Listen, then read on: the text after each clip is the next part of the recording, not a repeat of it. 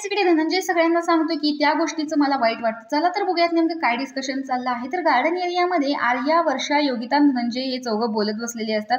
तर इथे योगिता विचारते तुमच्या मुलगीचं का बहिणीचं नाव जान्हवी। त्यावरती धनंजय सांगतो की हो, माझ्या मुलगीचं नाव जान्हवी आहे।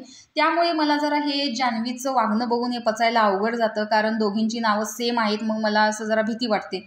त्यानंतर इकडे फॅमिली बिझनेसचा विषय निघतो की माझी दोन्ही मुलं ही मोठी आहेत। मुलगी 8 वर्षाची आहे, मुलगा 14 वर्षाचा आहे। आता त्याला 15 चालू झालेला आहे आणि तो 10वीत आहे। आणि मी जसा माझ्या क्षेत्रामध्ये आहे, म्हणजे मला 45-50 रेंजचा होतो मी, तसा माझा मुलगा चांगला आहे, बऱ्यापैकी 70-75 रेंजचा आहे। पण माझ्या बायकोची एक अपेक्षा आहे की त्याने 80-85-90ची रेंज त्याची असावी 10वीला, जेणेकरून त्याचंही कुठेतरी नीट होईल। पण मला असं वाटतं की बर्डन आणून काही होत नाही, कारण शेवटी त्याला ज्या क्षेत्रात इंटरेस्ट आहे तिकडेच तो जाणार। शेवटी प्रत्येकाची बुद्धिमत्ता असते, प्रत्येकाची कुवत असते, बर्डन आणून काही नाही करायचं।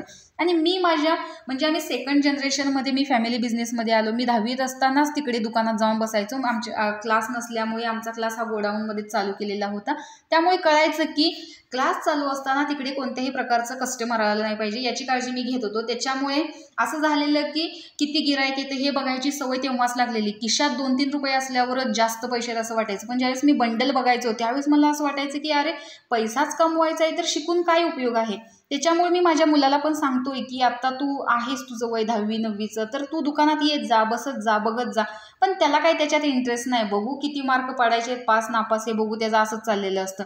त्यामुळे मला काही त्याच्यावरती बर्डन नाही आणायचं। त्याला ज्या वेळेस वाटेल त्यावेळेस तो येईल, त्यावेळेस त्याला शिकायची इच्छा होईल त्यावेळेस तो शिकेल, कारण बर्डन आणून कोणतीही गोष्ट शिकवली जात नाही हे मला चांगलं माहिती आहे। त्यामुळे मी त्याला सांगतो की तुला जेव्हा इच्छा होईल तेव्हा ये। तर अशा प्रकारे धनंजयने त्याच्या मुलांसाठी केलेला विचार तो इकडे मांडतोय। तर तुम्हाला त्याचे हे विचार कसे वाटले हे कमेंट बॉक्समध्ये नक्की सांगा। अशाच अपडेट्ससाठी आपल्या चॅनलला सबस्क्राईब करा। तोपर्यंत बाय बाय।